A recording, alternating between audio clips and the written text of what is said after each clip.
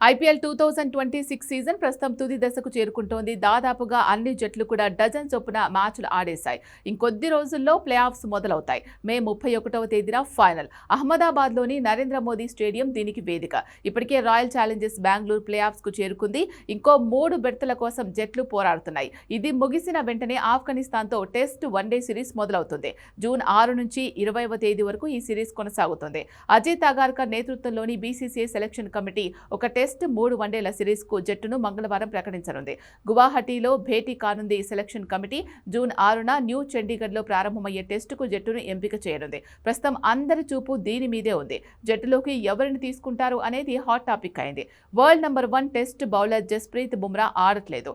అతని పేరును పరిగణలోకి తీసుకోకపోవచ్చు. వర్క్ లోడ్ మేనేజ్మెంట్ కింద అతనికి విశ్రాంతి ఇవ్వచ్చు. బుమ్రా అందుబాటులో లేకపోతే మరో వెటరన్ పేస్ బౌలర్ మహమ్మద్ షమీని తీసుకోవచ్చు.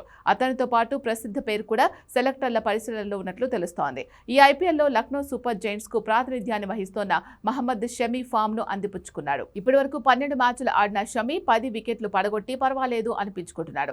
అతని బెస్ట్ బౌలింగ్ ఫిగర్ 2/9. ప్రత్యర్థి జట్టు ఆఫ్ఘనిస్తాన్ కావడం వల్ల షమీకి ఒక అవకాశం ఇవ్వాలని బీసీసీఐ భావిస్తున్నట్లు చెబుతున్నారు. అలాగే జమ్మూ కాశ్మీర్ ఫాస్ట్ బౌలర్ అకీబ్ నబీదార్కు టీమిండియా తరపున తొలి పిలుపు అందే అవకాశం ఉంది. ఈ ఏడాది జమ్మూ కాశ్మీర్ తొలి రంజీ ట్రోఫీ గెలవడంలో అకీబ్ కీలక పాత్ర పోషించాడు. టోర్నమెంట్లో అత్యధిక వికెట్లు తీసిన బౌలర్గా నిలిచారు.